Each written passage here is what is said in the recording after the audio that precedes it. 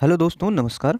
आज की इस वीडियो में मैं एनईपी 2020 के कुछ प्रश्न लाया हूं, क्योंकि देख रहा हूं मैं राष्ट्रीय शिक्षा नीति से बहुत से प्रश्न बन रहे हैं परीक्षा में।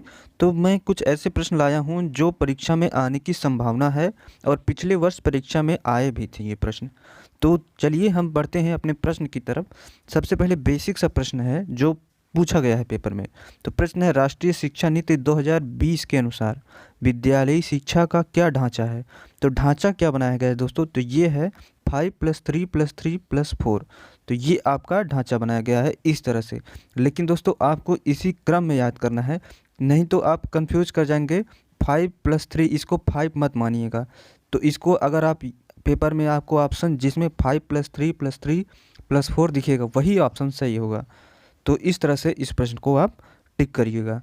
तो बढ़ते हैं अगले प्रश्न पर। प्रश्न है, राष्ट्रीय शिक्षा नीति 2020 किस पर बल देती है, किस चीज़ पर बल देती है। तो देखते हैं ऑप्शन पर।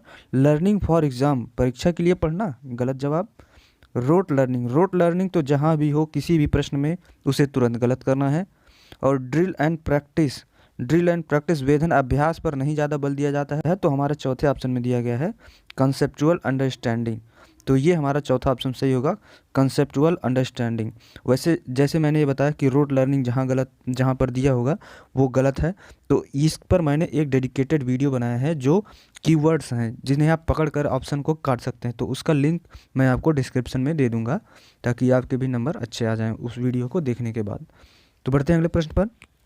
प्रश्न है, राष्ट्रीय शिक्षा नीति 2020 के अनुसार मूल्यांकन का उद्देश्य क्या है। मूल्यांकन क्या क्या उद्देश्य है, चलिए देखते हैं ऑप्शन में।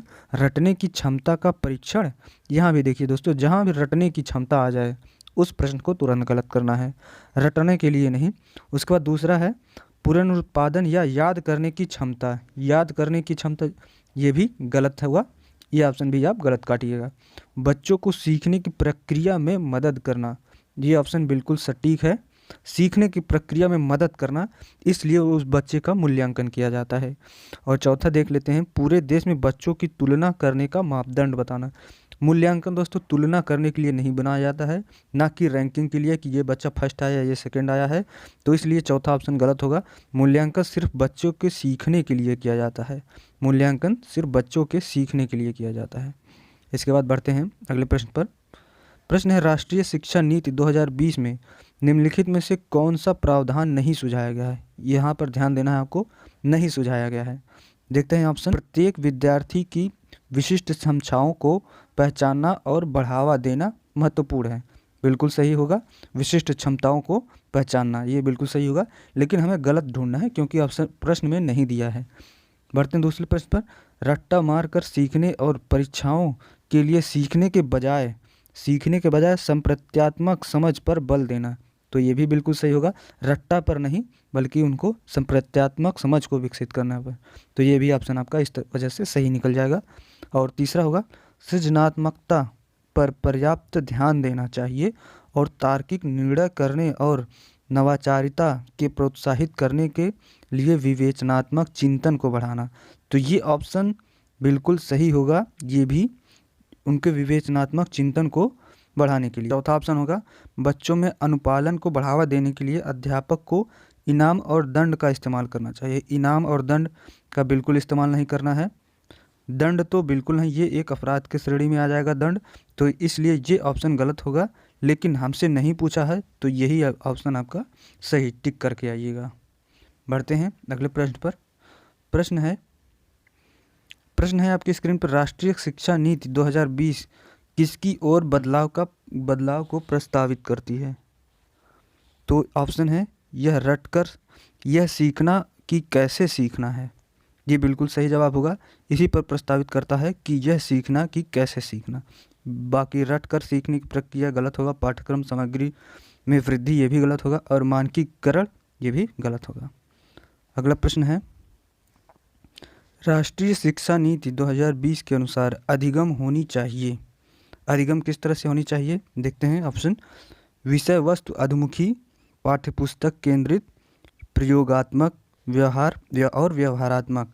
तो प्रयोगात्मक बिल्कुल सही होगा क्योंकि प्रैक्टिकल रहना है, प्रैक्टिकल।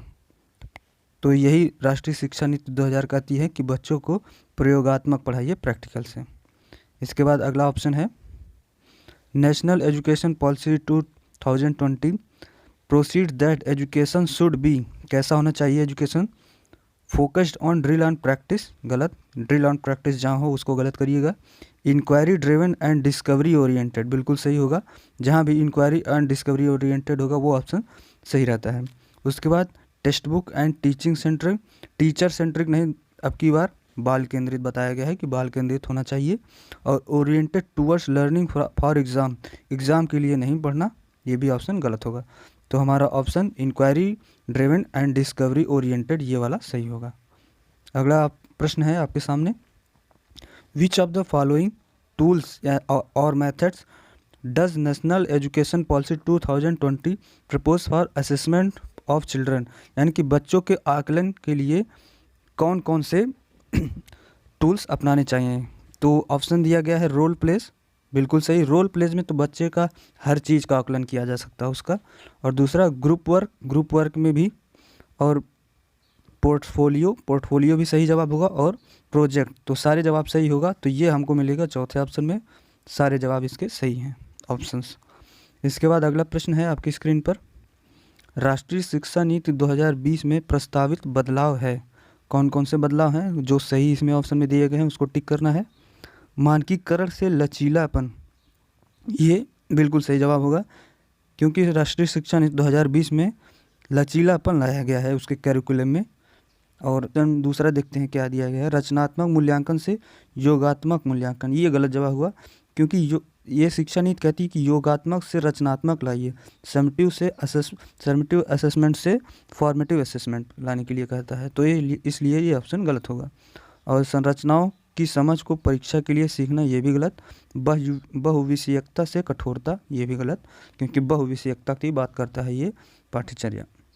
इसके बाद अगला प्रश्न है, दिव्यांग छात्रों के लिए शिक्षा के संदर्भ में निम्नलिखित में से किस प्रावधान को राष्ट्रीय शिक्षा नीति 2020 द्वारा बढ़ावा नहीं दिया गया है, इसमें भी नहीं दिया गया है, तो ध्यान दीजिएगा। उपयुक्त इमारती ढांचा, बिल्कुल सही, इमारती ढांचा को बढ़ावा दिया गया है, तो ये ऑप्शन हमारा सही है, लेकिन ऑप्शन नहीं सही है, बात सही है। तो अगला ऑप्शन है, प्रत्येक विद्यार्थी के लिए एक शिक्षा और निजी शिक्षक, ये भी ऑप्शन सही है। और अनिवार्य विशेषता की शिक्षा, अनिवार्य विशेष शिक्षा और उपयुक्त तकनीक की शिक्षा, ये भी सही है, लेकिन आपका ये वाला ऑप्शन ये गलत होगा। तो सही यही होगा, क्योंकि नहीं दिया गया है प्रश्न में, बाकी सारे शिक्षा नीति में बात की गई है, इसकी और इसकी भी, इसकी बात नहीं की गई, तो ये वाला ऑप्शन आपका सही निकल जाएगा। बढ़ते हैं अगले प्रश्न पर, वीडियो को लाइक करते हुए दोस्तों आगे बढ़िएगा।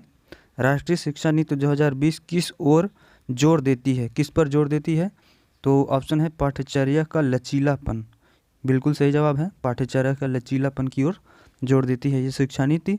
और अगला भी ऑप्शन देखते हैं, पाठ्यचर्या का मानकीकरण, ये गलत होगा, मानकीकरण। और पाठ्यचर्या को गैर संदर्भित नहीं संदर्भित होगा। और पाठ्य पुस्तकों को रट कर याद करना, जहाँ रट कर याद करना आ जाए उसको गलत करिएगा। तो इतने प्रश्न थे जो पेपर में पूछे गए और आगे भी पूछे जा सकते हैं। तो अगर इसका PDF आपको चाहिए तो हमारे टेलीग्राम पर ज्वाइन कर दीजिएगा, लिंक डिस्क्रिप्शन में मिल जाएगा, और वीडियो को यहीं पर लाइक कर दीजिएगा। और जिसका सीटेट का पेपर अभी है तो उसके पास शेयर